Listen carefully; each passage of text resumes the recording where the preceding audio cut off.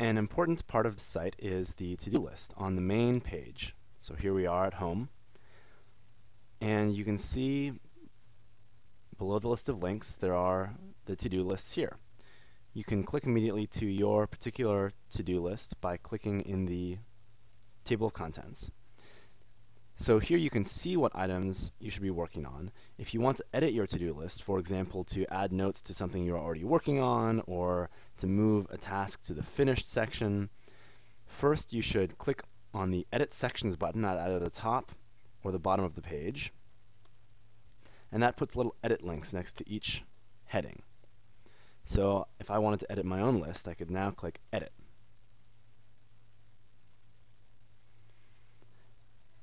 Now you'll notice that there's some special syntax here, and we can scroll up and we can see what it looks like. So you can see that the pluses next to my name here turn it into a heading here, and the asterisks here turn this into a bold, and the pound signs here create a bulleted list. Now you don't need to remember how all this stuff works because there are buttons here that will create the syntax that you need. And I'll show you how to do that in a second. So first of all, if you finish some task, for example, I finished making the task list. So I can now just move this. I'm going to cut it and paste it down into the finished section. And now if I preview what my changes look like, I can see that finish making this task list. That's in the finished section.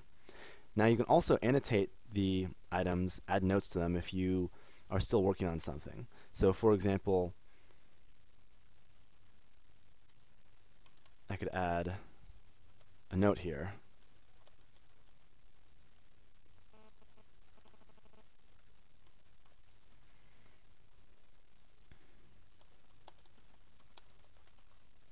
So that I could remember what I've done already, and so other people can see what I've done. Finally, if you want to add bullet points, for example, notice if I hit enter here, it will automatically add a new bullet point. It will assume that I want to add bullets. And you can add other formatting too. So I could say, very important, remember to call Sasha. And I could make this bold.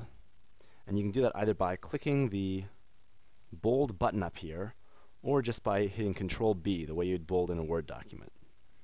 And we'll add the asterisks and make that bold. That's all.